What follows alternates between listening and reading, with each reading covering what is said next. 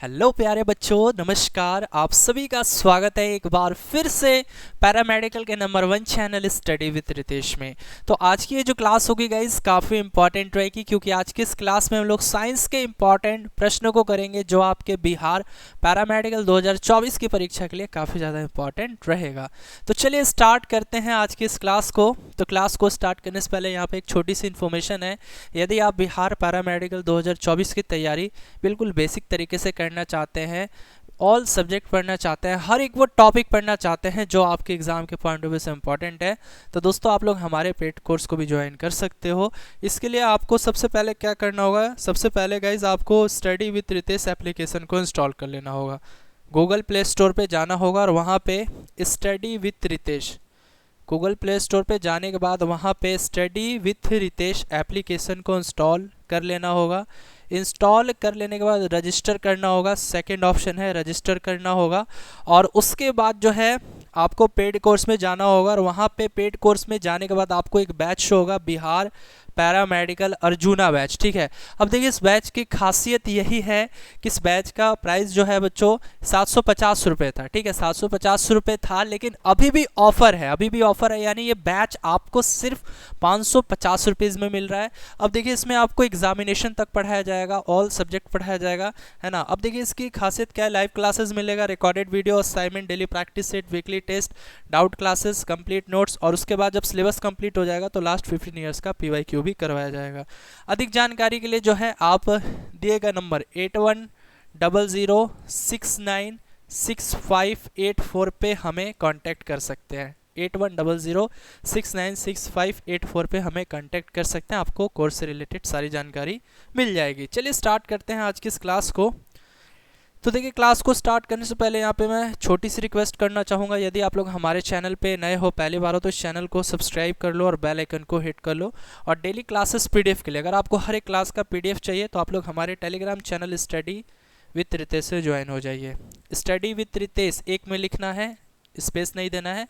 Study with Ritesh ये हमारा Telegram channel है, एक में लिखिएगा। टेलीग्राम पे जाने के बाद वहाँ सर्च बॉक्स में स्टडी विथ रितेश एक में लिखना है, स्पेस नहीं देना है। ठीक है, चलिए पहला क्वेश्चन आपकी स्क्रीन पे आपको गाइस शो हो रहा होगा। ठीक है, फर्स्ट क्वेश्चन आपको स्क्रीन पे शो हो रहा होगा, जल्दी से बताना है। चुंबकीय फ्लक्स की यानी मैग्नेटिक फ्लक्स की इकाई बताना है। वेबर है, गॉस है, टेस्ला है, या फिर वेबर पर मीटर स्क्वायर है। जल्दी से बताएंगे, यहाँ पे सभी बच्चे बताएंगे। देखिए चुंबकीय फ्लक्स की जो इकाई होती है, जो यूनिट होता है, वो क्या होता है, वेबर होता है। वेबर, ठीक है, क्या होता है, वेबर होता है, याद रखना है। ठीक है, देखिए गॉस ये किसकी यूनिट है गाइज, बाकी के ऑप्शन की बात करें तो ये गॉस है, ये किसकी यूनिट है, बताओ जल्दी से, किसकी यूनिट है, ये चुंबकीय प्रेरण की यूनिट है। अगर आपसे पूछता है, अगर आपसे पूछता है कि चुंबकीय प्रेरण, चुंबकीय प्रेरण, प्रेरण की यूनिट क्या है, तो ये गॉस है। ठीक है, टेस्ला, टेस्ला किसकी यूनिट होती है, चुंबकीय प्रेरण यानी वही मैग्नेटिक इंडक्शन। ठीक है, मैग्नेटिक इंडक्शन इसे कहेंगे। टेस्ला, टेस्ला किसका यूनिट होता है गाइज, टेस्ला किसका यूनिट होता है, तो ये हमारा मैग्नेटिक फील्ड इंटेंसिटी यानी चुंबकीय क्षेत्र तीव्रता की इकाई होती है टेस्ला। लिखते चलेंगे यहाँ पे, है ना, लिखते चलेंगे। ये हमारी चुंबकीय, चुंबकीय क्षेत्र की तीव्रता, चुंबकीय क्षेत्र की तीव्रता, चुंबकीय क्षेत्र की तीव्रता की इकाई क्या है, टेस्ला है। ठीक है, क्या होता है, टेस्ला होता है। अब देखिए यहाँ पे वेबर पर मीटर स्क्वायर जो लिखा हुआ है ना, यानी ये वेबर पर मीटर स्क्वायर, ये बराबर हो जाता है किसके, टेस्ला के। टेस्ला कह लो या फिर sir weber per metre square कह लो, बात बराबर ही है। ठीक है, ये दोनों आपस में बराबर हो जाते हैं, आपको ध्यान देना है। ठीक है, मैंने क्या बताया, चुंबकीय फ्लक्स की इकाई वेबर होती है, चुंबकीय प्रेरण यानी मैग्नेटिक इंडक्शन का यूनिट गॉस होता है, चुंबकीय क्षेत्र तीव्रता की यूनिट टेस्ला होती है, और यहाँ पे ये वेबर पर मीटर स्क्वायर जो है ये बराबर हो जाता है टेस्ला के। चलिए इसी के साथ अब हम लोग आते हैं अपने अगले प्रश्न की तरफ। बायोगैस निम्नलिखित का मिश्रण होता है। बायोगैस ये किस का मिश्रण होता है, यानी ये किन गैसों का मिक्सचर होता है, बताएंगे जल्दी से। CO plus H2 plus CH4 यानी कार्बन मोनोऑक्साइड, हाइड्रोजन गैस और मीथेन। CO2 यानी कार्बन डाइऑक्साइड, प्लस में मीथेन, प्लस में हाइड्रोजन गैस, प्लस में हाइड्रोजन सल्फाइड। चलिए बताएंगे यहाँ पे हाइड्रोजन गैस प्लस में कार्बन मोनोऑक्साइड या carbon dioxide plus nitrogen gas. आपको बताना है यहाँ पे बायोगैस जो है ये किन गैसों का मिश्रण होता है। जल्दी से बताएंगे हमारे सभी छात्र यहाँ पे बायोगैस जो है ये किन गैसों का मिश्रण होता है प्यारे बच्चों, बिल्कुल फास्ट। तो वेल डन बच्चों, बायोगैस जो है किन गैसों का मिश्रण होता है बच्चे बता रहे हैं। देखिए यहाँ पे जो राइट आंसर होगा वो क्या होगा, ऑप्शन नंबर बी होगा। यानी अब देखिए इसमें क्या क्या होता है, इसमें आपका क्या क्या होता है यहाँ पे ध्यान से समझना है। बायोगैस जो है इसमें आपका कार्बन डाइऑक्साइड गैस भी होती है, मीथेन भी होती है, हाइड्रोजन गैस भी होती है और ये हाइड्रोजन सल्फाइड है। तो ये चारों गैसों का मिश्रण ही बायोगैस होता है। अगर आपसे पूछे कि बायोगैस का मेन कंपोनेंट कौन सा गैस होता है, यानी इसका मुख्य घटक बताओ, तो कुछ एक्स्ट्रा पॉइंट्स भी यहाँ पे हम लोग जानने का कोशिश करेंगे। यहाँ पे बायोगैस का मुख्य घटक, बायोगैस का मुख्य घटक जल्दी से बताएंगे हमारे जितने भी छात्र हैं। बायोगैस का मुख्य घटक, बायोगैस का मुख्य घटक कौन सा हो जाएगा छात्रों, कौन सा हो जाएगा, तो ये मीथेन हो जाएगा। कौन सी गैस हो जाएगी, मीथेन हो जाएगी। ठीक है, मीथेन हो जाएगी। ध्यान देना है, ध्यान देना है, सभी बच्चे ध्यान देंगे। ठीक है, अब देखिए कभी कभी पूछ लेता है वाटर गैस किन गैसों का मिश्रण होता है, कॉल गैस किन गैसों का मिश्रण होता है, यानी यहाँ पे पूछ लेता है कि वाटर गैस, सभी बच्चे बताएंगे यहाँ पे वाटर गैस किन गैसों का मिश्रण होता है। तो बच्चों वाटर गैस जो है ये कार्बन डाइऑक्साइड प्लस में हाइड्रोजन गैस, ये कार्बन डाइऑक्साइड प्लस में हाइड्रोजन गैस का मुख्य घटक होता है। ठीक है, ठीक इसी प्रकार पूछ लेता है कॉल गैस, कॉल गैस ये किन गैसों का मिश्रण होता है, जल्दी से बताएंगे कॉल गैस। तो बच्चों ये यहाँ पे मीथेन, देखिए कॉल गैस जो है ये किसका, मीथेन का प्लस में हाइड्रोजन गैस का प्लस में कार्बन मोनोऑक्साइड गैस का। ठीक है, याद रखना है। देखिए एक्स्ट्रा पॉइंट्स में मैंने आपको क्या क्या बताया वो ध्यान देना है। यहाँ पे बायोगैस जो है किन गैसों का मिश्रण होता है, कार्बन डाइऑक्साइड प्लस में मीथेन प्लस में हाइड्रोजन गैस प्लस में हाइड्रोजन सल्फाइड। ठीक है, इसके बाद बायोगैस का मुख्य घटक मीथेन होता है, यानी जिसको CH4 भी कहते हैं, हम लोग CH4 भी कहते हैं। और उसके बाद वाटर गैस जो है किन गैसों का मिश्रण होता है, पूछता है कि वाटर गैस किन गैसों का मिश्रण होता है, तो water gas carbon dioxide plus में हाइड्रोजन गैस का मिश्रण होता है।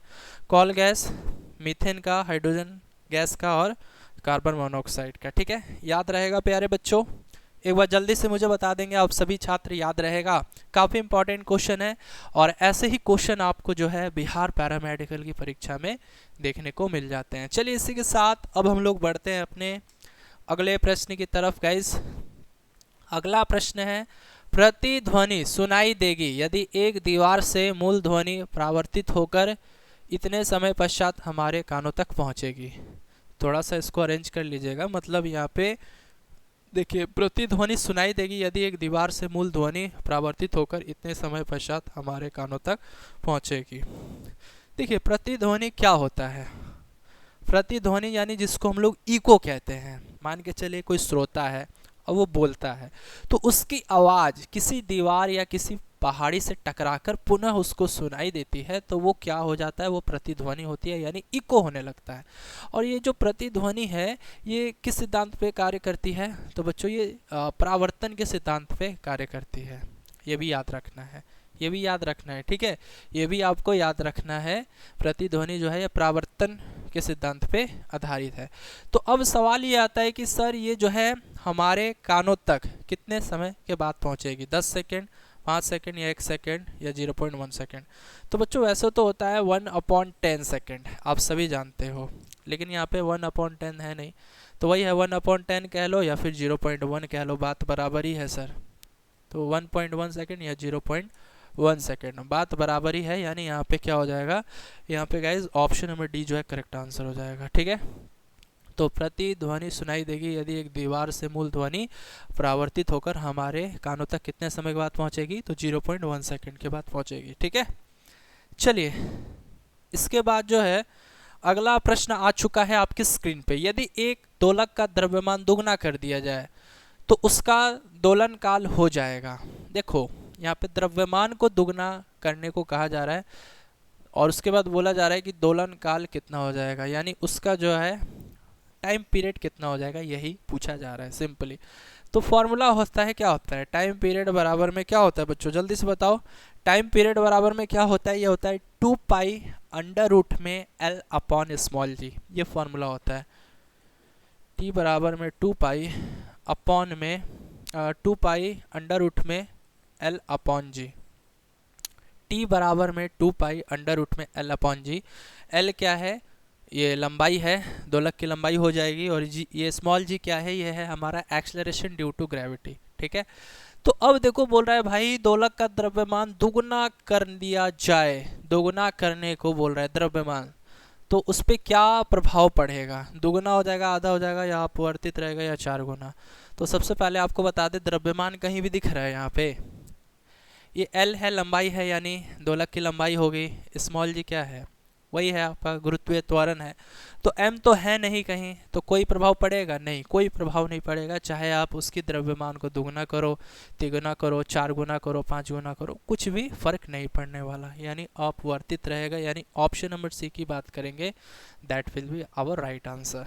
ठीक है, चलिए समझ में आ रहा है प्यारे बच्चों, एक बार जल्दी से हमें बता देंगे, ये सूत्र भी आपको याद रखना है, काफ़ी इंपॉर्टेंट प्रश्न रहेगा, काफ़ी इंपॉर्टेंट प्रश्न है। ऐसे ही प्रश्न जो है आपको एग्जामिनेशन में देखने को मिल जाते हैं। ओके गाइज, अगला प्रश्न है, यदि एक आवर्धक कांच की फोकस दूरी 2.5 सेंटीमीटर है, तब ये एक वस्तु को आवर्धित कर सकता है। यानी यहाँ पे देखो कितना अच्छा क्वेश्चन है, यहाँ पर एक आवर्धक कांच की जो फोकस दूरी है, यानी जिसको F बोलेंगे, ये हमें दे दिया है 2.5 सेंटीमीटर, और हमें क्या निकालना है गाइस, यहाँ पे आवर्धित कर सकता है, यानी यही आवर्धन क्षमता निकालना है। क्या निकालना है, आवर्धन क्षमता, आवर्धन क्षमता निकालना है। क्या निकालना है, आवर्धन क्षमता। इसका एक सूत्र होता है, अगर वो सूत्र आप लोग बता दो तो ये क्वेश्चन बन जाएगा। बताओ क्या होता है इसका फॉर्मूला, यानी आवर्धन क्षमता, यानी जिसको m से रिप्रेजेंट करते हैं हम लोग। ठीक है, आवर्धन क्षमता इसे m से रिप्रेजेंट करते हैं, और ये बराबर होता है 1 प्लस में d अपॉन में f। अब ये d क्या है सर, ये d क्या है, तो बच्चों d जो है ये स्पष्ट दृष्टि की न्यूनतम दूरी होती है। मानव आँख की स्पष्ट दृष्टि की न्यूनतम दूरी कितनी होती है, 25 सेंटीमीटर होती है। आप सभी जानते होंगे, बताने की जरूरत नहीं है। ठीक है, m बराबर में 1 प्लस में d क्या है, मानव नेत्र की स्पष्ट दृष्टि की न्यूनतम दूरी जो कि 25 होती है, और अपॉन में f कितना है, 2.5 है। बनाना दो, कितना सिंपल है। तो m बराबर में, अब 2.5 में 1 से मल्टीप्लाई करोगे तो 2.5 हो जाएगा, प्लस में 25 हो जाएगा, और बराबर में 2.5। तो कितना आ जाएगा, सॉल्व करो तो 25 में 2.5 को ऐड कर दोगे तो कितना हो जाएगा, m बराबर में 25 में 2.5 यानी 27.5 आ जाएगा बच्चों, और अपॉन में 2.5, तो पॉइंट से पॉइंट कैंसिल हो जाएगा, यानी m बराबर 275/25 कितना हो जाएगा, 11 बार में चला जाएगा, 11 बार में चला जाएगा, यानी m बराबर कितना आ जाएगा, 11 गुना।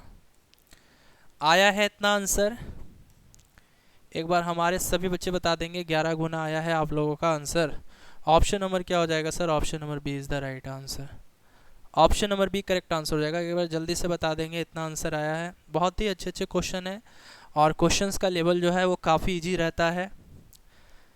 ये सारे के सारे क्वेश्चन इंपॉर्टेंट है, कुछ क्वेश्चंस तो डायरेक्ट आपके बिहार पैरामेडिकल की परीक्षा में पूछे भी जा चुके हैं गाइज। ठीक है, चलिए इसी के साथ अगले प्रश्न की तरफ आते हैं। देखिए बहुत ही अच्छा सा प्रश्न है, यदि 1 किलोग्राम द्रव्यमान की गतिज ऊर्जा 1 जूल है तो उसकी चाल क्या होगी। देखिए कितना अच्छा प्रश्न है बच्चों, मैं इसको बहुत अच्छा प्रश्न कहूँगा, और बहुत ही सिंपल क्वेश्चन भी है। ठीक है, यहाँ पे क्या बोल रहा है, यदि एक मान के चलो कोई पिंड है, कोई वस्तु है जिसका द्रव्यमान 1 किलोग्राम दे रखा है, यानी मास 1 kg है। ठीक है, और उसके बाद गतिज ऊर्जा, यानी जिसको हम क्या बोलते हैं, काइनेटिक एनर्जी, 1 जूल दे रखा है, काइनेटिक एनर्जी 1 जूल दे रखा है। अब इसके बाद चाल पूछ रहा है, यानी वेलोसिटी पूछ रहा है। इन तीनों के बीच क्या रिलेशन होता है, आप सभी जानते हो कि हमारी जो गतिज ऊर्जा होती है ना, यानी जो हमारा पोटेंशियल एनर्जी होता है, सॉरी काइनेटिक एनर्जी होता है, पोटेंशियल तो वो स्थितिज ऊर्जा हो गई ना। तो यहाँ पे हमारा जो काइनेटिक एनर्जी यानी जो हमारी गतिज ऊर्जा होती है, उसका फॉर्मूला क्या होता है, उसका फॉर्मूला क्या होता है, यानी गतिज ऊर्जा क्या होता है, हाफ mv² होता है ना, हाफ mv², ये सूत्र होता है सर। तो बस बन गया। यहाँ पे देखो गतिज ऊर्जा 1 जूल दे रखा है, बराबर में हाफ m कितना है, 1 kg है, गुने में v²। तो देखो यहाँ पे क्या हो जाएगा, देखो अब ये 2 में 1 से गुना करोगे, 2 में 1 से गुना करोगे तो ये 2 हो जाएगा, बराबर में 1 में 1 से गुना करोगे तो 1 हो जाएगा, गुने में v²। तो यहाँ से v² बराबर में 2। अब दोनों तरफ रूट चढ़ाओगे सर, क्योंकि हमें तो केवल v चाहिए ना, तो स्क्वायर से रूट कैंसिल हो जाएगा, यानी v बराबर √2। तो v बराबर √2। √2 का वैल्यू क्या होता है, ये होता है 1.41 मीटर पर सेकेंड। √2 का वैल्यू क्या होता है आप सभी जानते हो, 1.41, यानी ये हमारा आंसर हो जाएगा। ठीक है, क्या हो जाएगा, ऑप्शन नंबर गाइस बी की बात करेंगे, ये हमारा करेक्ट आंसर हो जाएगा। ठीक है, ऑप्शन नंबर बी जो है राइट आंसर हो जाएगा आपके इस प्रश्न का। अगले प्रश्न की तरफ आते हैं प्यारे बच्चों। अगला प्रश्न है, यदि एक तरंग 0.8 सेकंड में 24 चक्कर पूरा करती है तो तरंग की आवृत्ति है, देखिए ये थोड़ा सा ना रीअरेंज हो गया है, मतलब ये चक्कर यहाँ से स्टार्ट होता, खैर कोई बात नहीं, क्वेश्चन सही है, क्वेश्चन में किसी भी तरह का कोई दिक्कत नहीं है सर, बस यही है थोड़ा सा ऊपर नीचे हो गया है, कुछ सेंटेंस को ऊपर लिखा गया है और कुछ को नीचे लिखा गया है, तो घबराने की आवश्यकता नहीं है प्यारे बच्चों। यहाँ पर हमारी जो तरंग है वो 0.8 सेकंड में 24 चक्कर पूरा करती है, तो तरंग की आवृत्ति क्या है। बहुत अच्छा प्रश्न कहूँगा बच्चों। यहाँ पे देखो एक फॉर्मूला होता है आवृत्ति निकालने का, आप सबको पता होगा, F बराबर में 1 टाइम पीरियड। एक तो ये फॉर्मूला होता है, यानी आवृत्ति बराबर में 1/आवर्तकाल होता है, ये फॉर्मूला होता है ना। और एक फॉर्मूला और होता है, वो कौन सा फॉर्मूला है प्यारे बच्चों, वो भी आवृत्ति निकालने का होता है, F बराबर में n में स्मॉल t। अब ये क्या है, n क्या है, चक्करों की संख्या, यानी जो तरंग है वो कितना सेकंड में कितना चक्कर लगाया, यानी चक्करों की संख्या है, और ये अपॉन में t क्या है, टाइम है। तो यहाँ पे इसी फॉर्मूले का यूज होगा।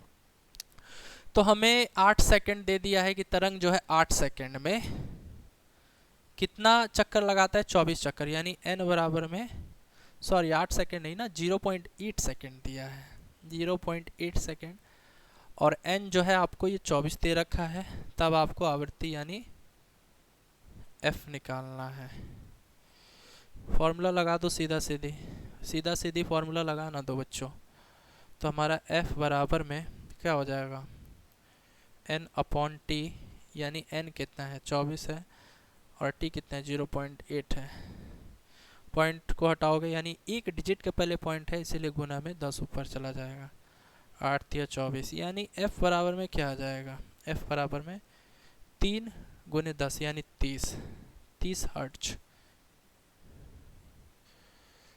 चलिए जल्दी से बताएंगे, आंसर आ गया इतना, बहुत सिंपल क्वेश्चन है बच्चों। ये तो फॉर्मूला होता है f बराबर में 1/t, यानी आवृत्ति बराबर में 1/आवर्तकाल, frequency is equal to 1 time period, और आवृत्ति बराबर में ये n क्या है, स्मॉल n चक्करों की संख्या है, बटा में t क्या है, समय है।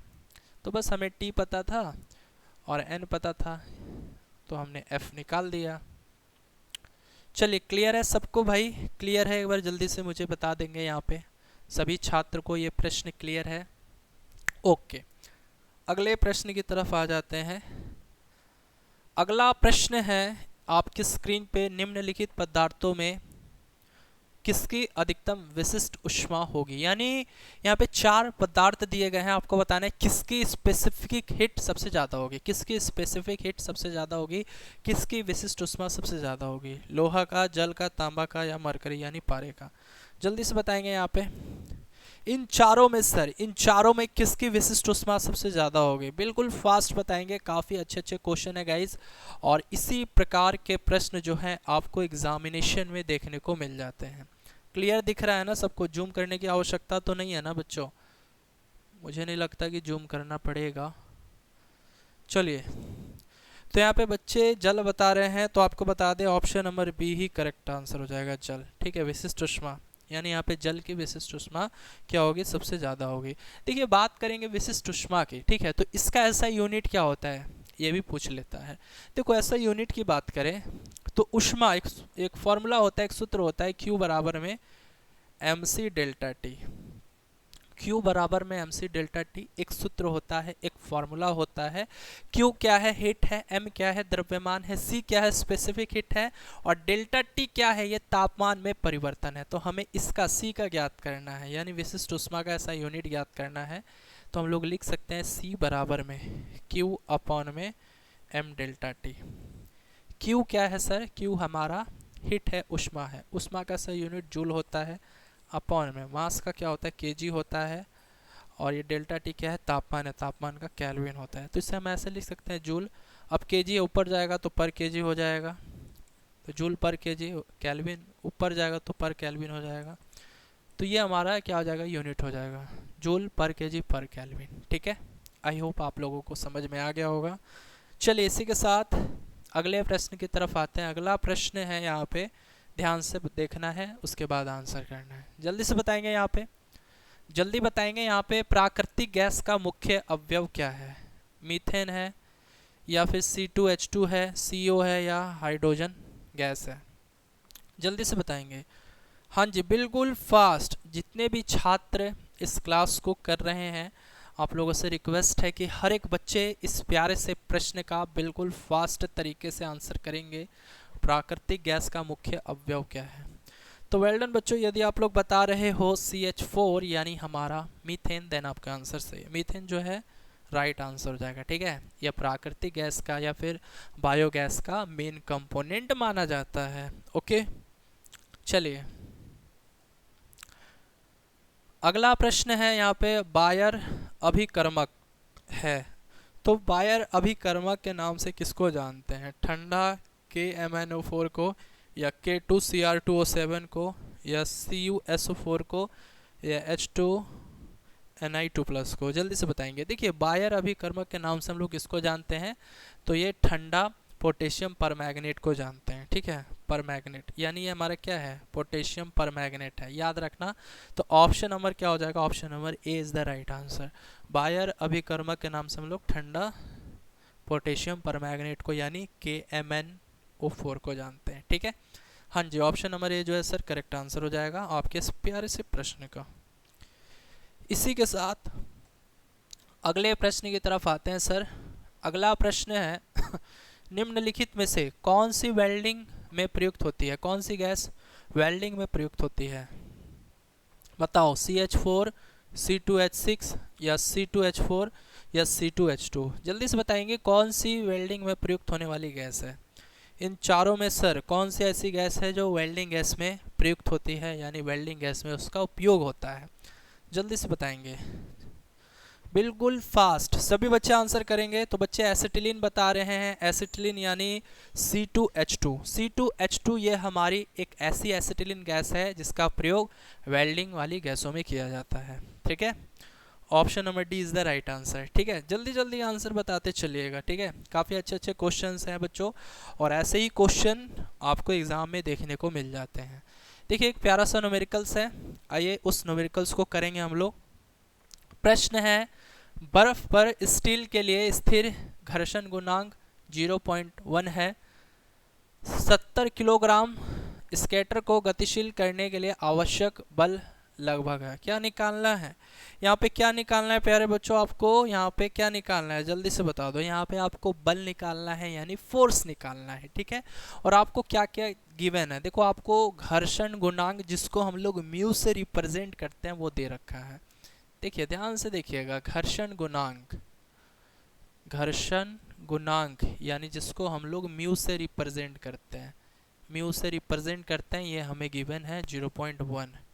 इसके बाद द्रव्यमान यानी हमें ये कितना है? मास कितना है सर? ये हमें 70 kg गिवन है। और गतिशील करने के लिए आवश्यक बल यानी फोर्स पूछा जा रहा है। बल यानी फोर्स आपसे पूछा जा रहा है। ठीक है, तो एक बहुत ही प्यारा सा फॉर्मूला है, F बराबर में म्यू इंटू में M इंटू में G, स्मॉल g है। तो बस बना दो। F बराबर में म्यू कितना है? 0.1 है, गुने में M कितना है? 70 kg है, और गुने में स्मॉल g हमेशा हम लोग जब भी न्यूमेरिकल सॉल्व करते हैं स्मॉल g का वैल्यू क्या लेते हैं? 10 लेते हैं, बना ना दो, 1 0 से 1 दशमलव ख़त्म। तो F बराबर यहाँ पे 70 ही तो बचा, 70 गुने 1 यानी वही 70 न्यूटन। ऑप्शन नंबर क्या हो जाएगा? Option number guys D is the right answer. देखिए ऑप्शन डी में 70 न्यूटन दे रखा है, ऑप्शन नंबर डी जो है छिपा हुआ है वो 70 न्यूटन ही है गाइज, ठीक है। देखिए थोड़ा सा मैं आपको यहाँ पे दिखा देता हूँ, 70 न्यूटन है, दिख रहा होगा आपको, ठीक है। चलिए इसी के साथ आते हैं अपने अगले प्रश्न की तरफ, ठीक है। अपना अगला प्रश्न है आपकी स्क्रीन पे। हर एक प्रश्न को अच्छे से करना है, ठीक है प्यारे बच्चों, हर एक प्रश्न को यहाँ पे अच्छे से समझना है, उसके बाद आंसर करना है। चलिए प्रश्न है सर, यहाँ पे एक पत्थर एक मीनार से गिराया जाता है, 30 मीटर गिरने के बाद उसका वेग है लगभग। देखिए बहुत अच्छा प्रश्न है। यहाँ पे एक पत्थर है और उस पत्थर को हम लोग मीनार की चोटी से नीचे की तरफ गिराते हैं, ठीक है। मीनार की चोटी से उसे नीचे की तरफ गिराते हैं। जैसे देखो ये रहा आपका मीनार, देखो इससे एक मीनार मैंने बना दिया, ठीक है। समझ लो कि ये मीनार ही है बच्चों, ठीक है। और ये मीनार की चोटी हो गई ऊपर वाली, ठीक है। मान के चलो यहाँ पे एक लड़का है और ये लड़का जो है पत्थर के टुकड़े को गिराता है, यानी ये पत्थर को टुकड़े को ऊपर से क्या करता है, ये ऊपर से नीचे की तरफ फेंकता है। ऊपर से यदि ये नीचे की तरफ फेंका तो इसमें क्या है, इसमें मोशन अंडर ग्रेविटी का कॉन्सेप्ट है। यानी जब भी किसी वस्तु को हम ऊपर से नीचे की तरफ फेंके, ऊपर से नीचे की तरफ फेंके या नीचे से ऊपर की तरफ फेंके, यानी इसमें फेंका फेंकी वाली बात हुई हो रहती है, ठीक है। तो यहाँ पे एक लड़का है यानी एक मुन्ना है, और इस मुन्ना ने क्या किया, मीनार की चोटी से एक पत्थर को फेंका, यानी अब पत्थर को फेंकता है ऊपर से नीचे की तरफ। इस केस में स्मॉल जी वैल्यू क्या होती है, स्मॉल जी की वैल्यू माइनस में लोगे या प्लस में लोगे, तो हमेशा प्लस में ली जाती है। प्लस में आपको 10 तो होता ही है स्मॉल जी का वैल्यू, वैसे तो एग्जैक्ट 9.8 होता है, लेकिन जब हम न्यूमेरिकल सॉल्व करते हैं तो वहाँ 10 लेते हैं, तो प्लस में 10 मीटर पर सेकेंड स्क्वायर स्मॉल जी हो जाएगा, ठीक है। इसके बाद देखो वो पत्थर को ना ऊपर से गिराता है, ऊपर से नीचे की तरफ। तो शुरू में ये पत्थर विराम अवस्था में रहा होगा, इसीलिए विराम अवस्था में रहता है, तो u बराबर हम g लिखते हैं। कोई भी वस्तु अगर विराम अवस्था में रहती है तो हम उसे 0 ले लेते हैं, u बराबर 0 ले लेते हैं। और फिर उसके बाद जो है यहाँ पे 30 मीटर गिरने के बाद, 30 मीटर गिरने के बाद यानी आपको s दे दिया है, ठीक है गाइस। यहाँ पे s जो है आपको 30 मीटर दे दिया है।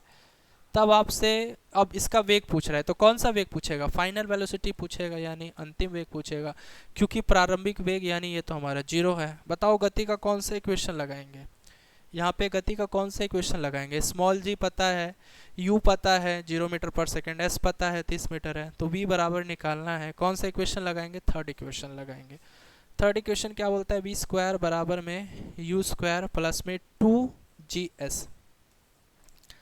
तो v निकालना है, v स्क्वायर बराबर में u का स्क्वायर कितना, u तो हमारा 0 है, तो 0 का स्क्वायर करोगे 0 ही मिलेगा, प्लस में 2, स्मॉल जी कितना है 10 ले लो, गुने में 30 ले लो, ठीक है ये।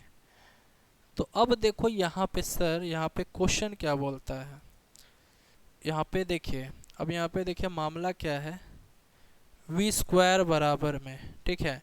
यहाँ पे देखो 30 गुने 3 30 गुने 10 300, 30 गुने 10 300, 300 दूनी 600, तो v स्क्वायर बराबर 600 आ जाएगा, ठीक है। v स्क्वायर बराबर 600 आ जाएगा, यानी यहाँ पे हम बोल सकते हैं v स्क्वायर बराबर 600, यानी अब दोनों तरफ रूट चढ़ाओ, दोनों तरफ रूट चढ़ाओ तो स्क्वायर से ये रूट कैंसिल हो गया, यानी बोल सकते हो यहाँ पे हमें v बराबर अंडर रूट 600 मिला।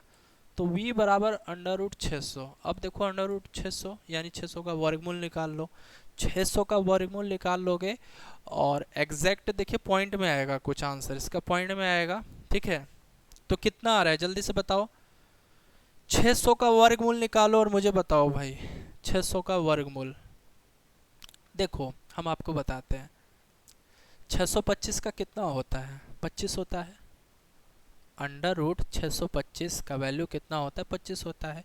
तो इसका भी वैल्यू उतना ही आएगा अंडर रूट 600 का, यानी 24 दशमलव कुछ आएगा, मान के चल सकते हो। अंडर रूट 600 है तो इसका भी जब आप वर्गमूल निकालोगे 600 का तो वही आएगा 24 दशमलव कुछ कुछ, यानी एग्जैक्ट जो है मतलब 24 दशमलव कुछ कुछ आएगा, लेकिन हम यहाँ पे 24 ले सकते हैं। तो v बराबर बोल सकते हो 24 मीटर पर सेकंड, जो कि इसके लगभग में है।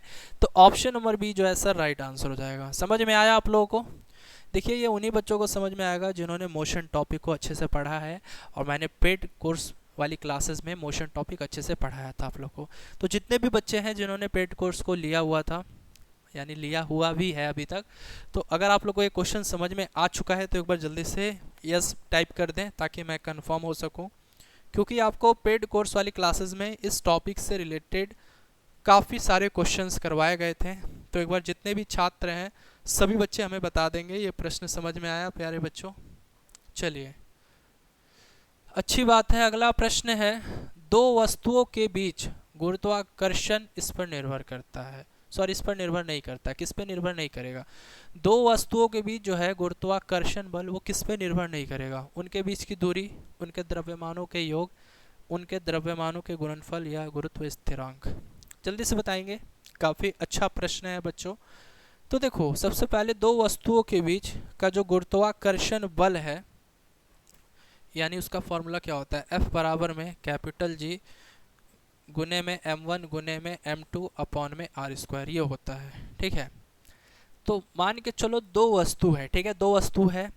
अब दोनों वस्तु के बीच जो गुरुत्वाकर्षण बल है वो किस पर निर्भर नहीं करेगा। जैसे कि देखो एक एग्जांपल के थ्रू समझो। मान के चलो ये पहली वस्तु है। ठीक है, पहली वस्तु है, फर्स्ट वस्तु, और ये दूसरी वस्तु है। अब होता क्या है प्यारे बच्चों, ये पहली वाली वस्तु जो है दूसरी वस्तु को अपनी ओर खींचेगी, और ये दूसरी वाली वस्तु पहली वाली वस्तु को अपनी ओर खींचेगी। तो ये जब खींचते हैं दूसरों को, मतलब एक दूसरे को ये जब अपनी ओर खींचते हैं तो कोई ना कोई फोर्स लगता है। वही फोर्स बराबर हो जाता है कैपिटल G गुने में m1 गुने में m2 अपॉन में r स्क्वायर के। ठीक है, तो अब देखो यहाँ पे ये जो F है ये इन सब के साथ कैसा रिलेशन बना रहा है। यानी देखो ये F जो है, ये यहाँ पे F जो है ये उनके द्रव्यमानों के गुणनफल के क्या है? समानुपाती है। यानी F डायरेक्टली प्रोपोर्शनल m1 गुने m2। यानी यहाँ पे बोल सकते हैं कि ये गुरुत्वाकर्षण बल जो है, ये हमारा जो बल है, ये उनके द्रव्यमानों के गुणनफल की क्या है? इस पे निर्भर करेगा, यानी इसके समानुपाती है, यानी निर्भर किया। यानी ये जो गुरुत्वाकर्षण बल है, हमारा जो बल है, ये उनके द्रव्यमानों के गुणनफल के समानुपाती है, यानी निर्भर किया। तो ये तो आंसर होगा नहीं, क्योंकि ये तो भाई निर्भर किया ना, ये तो निर्भर किया। यहाँ पे पूछ रहे हैं निर्भर नहीं करता है। इसके बाद ये देखो ये F जो है हमारा बल, फोर्स, ये गुरुत्व स्थिरांक यानी कैपिटल G के भी साथ कैसा रिलेशन बनाएगा? इसके साथ भी ये डायरेक्टली प्रोपोर्शनल वाला रिलेशन बनाएगा, यानी F directly proportional capital G। तो यहाँ पे F जो है ये डायरेक्टली प्रोपोर्शनल हो जाता है गुरुत्व स्थिरांक के, तो इसके साथ भी ये डायरेक्टली वाला रिलेशन बनाया, इस पे भी निर्भर किया। तो ये भी आंसर नहीं होगा, क्योंकि यहाँ पे निर्भर नहीं करता ये पूछा है। उसके बाद यहाँ पे ये F जो है दूरी के साथ, F जो है दूरी के साथ कैसा रिलेशन बनाएगा? इनवर्सली। यानी इस पे भी डिपेंड किया है, इस पे भी डिपेंड किया है, यानी बोल सकते हो उनके बीच की दूरी के जो है इन्वर्सली होगा। तो ये भी सही, मतलब ये भी निर्भर करेगा, तो ये भी आंसर नहीं होगा। लेकिन यहाँ पे उनके द्रव्यमानों का योग, द्रव्यमानों के गुणनफल के निर्भर होता है ना बच्चों। ये जो है हमारा फोर्स, ये द्रव्यमानों के गुणनफल के समानुपाती होता है। द्रव्यमानों का योग दिख रहा है क्या यहाँ पे? नहीं ना, द्रव्यमानों का योग थोड़ी है, गुणनफल ना है। तो हमारा जो राइट आंसर हो जाएगा वो क्या होगा? ऑप्शन नंबर बी होगा, क्योंकि यहाँ पे गुरुत्वाकर्षण बल जो है उनके द्रव्यमानों के योग पे निर्भर नहीं करता, द्रव्यमानों के गुणनफल पे निर्भर करता है। ठीक है, समझ में आया आप लोगों को? समझ में आया प्यारे बच्चों? चलिए बहुत अच्छी बात है। चलिए अब आते हैं हम लोग अपने अगले प्रश्न की तरफ। अगला प्रश्न है, यह तत्व अपरूपता नहीं दर्शाता है। बताना है सल्फर, फास्फोरस, कार्बन, नाइट्रोजन। क्या होगा इसका राइट आंसर बच्चों? यहाँ पे कौन सा एलिमेंट है जो अपरूपता नहीं दर्शाएगा? जल्दी से बताएंगे, जल्दी बताएंगे हमारे सभी छात्र। तो वेल डन बच्चों, यदि आप लोग बता रहे हो ऑप्शन नंबर डी यानी नाइट्रोजन, देन आपका आंसर सही हो जाएगा। नाइट्रोजन जो है ये अपरूपता नहीं दर्शाता। देखिए अपरूपता कौन कौन सा दर्शाएगा? कार्बन दर्शाएगा, सिलिकॉन दर्शाएगा, गैलियम दर्शाएगा, आपका टीन दर्शाएगा। ठीक है, उसके बाद लेड हो जाएगा यानी Pb, और उसके बाद सल्फर हो जाएगा और आपका फास्फोरस हो जाएगा। ये ऐसे एलिमेंट है जो अपरूपता दर्शाते हैं, यानी जिसके अपरूपता होते ही होते हैं। जैसे कार्बन का 2 अपरूपता होता है, मतलब वैसे तो होते हैं काफ़ी, जैसे हीरा हो गया, ग्रेफाइट हो गया, ठीक है। तो ये याद रखना है, यह तत्व अपरूपता नहीं दर्शाता। तो नाइट्रोजन जो है बच्चों एक सिंगल है जो अपरूपता यानी एलोट्रॉप शो नहीं करेगा। बाकी यहाँ पे कार्बन हो गया, सिलिकॉन हो गया, गैलियम हो गया, टीन हो गया, पीबी यानी लेड हो गया, सल्फर हो गया, फास्फोरस हो गया, ये सभी के सभी अपरूपता दर्शाते हैं, ठीक है। तो चलिए माय डियर स्टूडेंट, आज की इस क्लास में इतना ही। यदि क्लास अच्छी लगी हो तो इस क्लास को एक लाइक दीजिएगा, और मिलेंगे अगली क्लास में नई जोश नई उमंग के साथ। तब तक के लिए बाय बाय, टाटा, गुड नाइट सभी को।